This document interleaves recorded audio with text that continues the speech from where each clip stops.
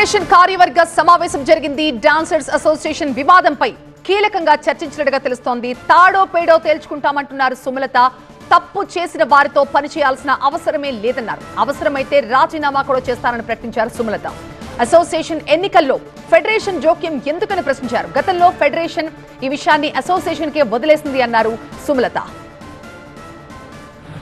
మా డాన్సర్స్కి రావాల్సిన payments producers మాకు ఇస్తున్నా సరే కొంతమంది ఇన్ఛార్జీలు కమిషన్ రూపంలో తినేస్తున్నారు. సో వాటి మీదనే మా పోరాటం. కానీ దాన్ని వేరే వేరే టాపిక్స్ మీద డైవర్ట్ చేసి అనవసరంగా లేనిపోని వాటి మీద ఫోకస్ చేస్తున్నారు తప్ప ఉన్న విషయం ఏంటనేది బయటికి రావట్లా. సో ఇప్పుడు జరిగింది కూడా అదే, దాని గురించే మీటింగ్. మేము వచ్చాము, మా వివరణ అంతా ఇచ్చాము. ఏం ఫ్రాడ్ జరుగుతుంది, ఎలా జరుగుతుంది అనేది మేము మొత్తం వివరించాము. వాళ్ళ కింద మాట్లాడుతున్నారు, మాట్లాడి వాళ్ళకు ఫైనల్ డెసిషన్ చెప్తారు. సో దాన్ని బట్టి మేమేం డెసిషన్ తీసుకోవాలనేది మా సభ్యులతో మేము మాట్లాడి డెసిషన్ తీసుకుంటాం. ఇదే మేడం, మొన్న జరిగిన మీటింగ్లో సాష్టాంగ నమస్కారం చేశారు, రాజీనామా చేసేస్తున్నారని చెప్పి ఒక వార్త వచ్చింది. దాని గురించి ఏమంటారు? ఇప్పుడు అఫీషియల్గా ఏదైనా ఇస్తేనే కదండి అవుతుంది. ఇప్పుడు మనిషి నేను చచ్చిపోతున్నాను అని అంటే నమ్ముతారా? చచ్చిపోయిన తర్వాత నమ్ముతారా? ఒక చిన్న లాజిక్. ఇప్పుడు అంటారు ఏది, ఒకవేళ తప్పు చేసిన వాళ్ళతో పని చేయాల్సి వస్తే అలాంటి వారితో పని చేయడం కంటే మనం పదవిలో నుండి వెళ్ళిపోవడం బెటర్ అనే ఆప్షన్ని మేము చూస్ చేసుకుంటాం. ఎందుకంటే తప్పు చేసినప్పుడు తప్పుకి సపోర్ట్ చేయడం కూడా తప్పే అంటున్నాం. సో అలాంటి వారితో పని చేయని అంటే ఎలా పని చేస్తారు? సో రాజీనామాలు పెట్టమని మేము ఎవరం అడగలేదు, వాళ్ళే పెట్టారు. వన్స్ రాజీనామా పెట్టిందంటే ఆ పోస్ట్ ఖాళీ, వాటికి ఎలక్షన్స్కి వెళ్ళిపోవాలి. మీరు అఫీషియల్ గా అన్నారు కదా, అఫీషియల్ గా చేస్తే ఏమన్నా అఫీషియల్ గా ఇప్పుడు ఆ 10 మంది కూడా అఫీషియల్ గా డాన్స్ మాస్టర్స్ అసోసియేషన్ కి రాజీనామాలు ఇవ్వలేదు. వాళ్ళు డైరెక్ట్ గా ఫెడరేషన్ కి ఇచ్చాము. ఫెడరేషన్ మళ్ళీ దాన్ని బ్యాక్ చేసి తీసేసుకోమని ఇచ్చిందా? మీకు ఏమైనా బ్యాక్ తీసుకున్నట్టు వాళ్ళు మాట్లాడినవి నన్ను అడగకండి. ఏదైనా ప్రూఫ్ చూడండి. మీకు ఇవ్వలేదు కదా వాళ్ళు కూడా. ఫెడరేషన్ గతంలో కూడా ఇలాగనే వేరే బాడీలో ఉన్న వాళ్ళు ఇదే ఫెడరేషన్ కి రాజీనామాలు ఇచ్చారు. అప్పుడు ఏం చెప్పారు? మీ అసోసియేషన్లో ఇవ్వండి అని చెప్పారు.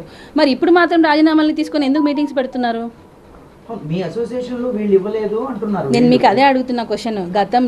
గత బాడీ రాజీనామాలు చేశారు, ఇదే 10 మంది రాజీనామాలు చేశారు. మరి అదే 10 మందిని ఫెడరేషన్లో ఇచ్చినప్పుడు ఇది మీ సమస్య, మీరే పరిష్కరించుకోండి అని మా అసోసియేషన్కి పంపించేశారు.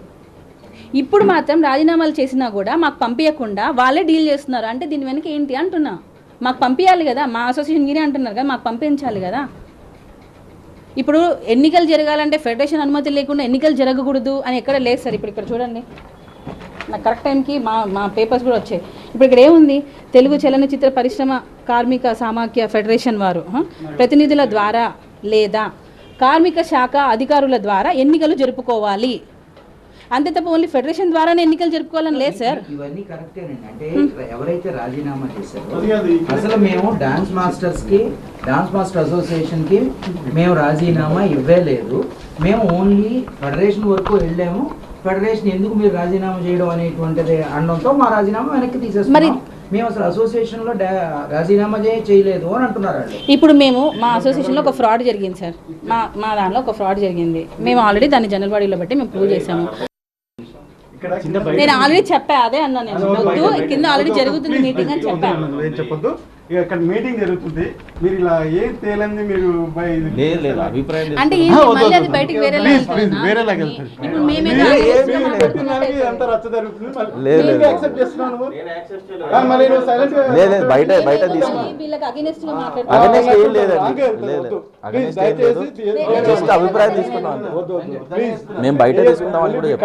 మీటింగ్ అయిపోయినాక అన్నతో ఇప్పిస్తాం. ఓకేనా?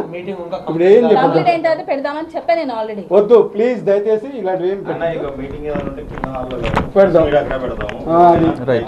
ఓకేనా? ఎందుకంటే సగం మీటింగ్ లో మీరు మీటింగ్ పెడితే ఏం చెప్తారు చెప్పండి. ఇక్కడ ఎందుకు ఇవన్నీ చేయనిచ్చావు? పర్మిషన్ ఉందని కూడా అడిగాను. సగం రాంగ్ వెళ్ళిపోతుంది.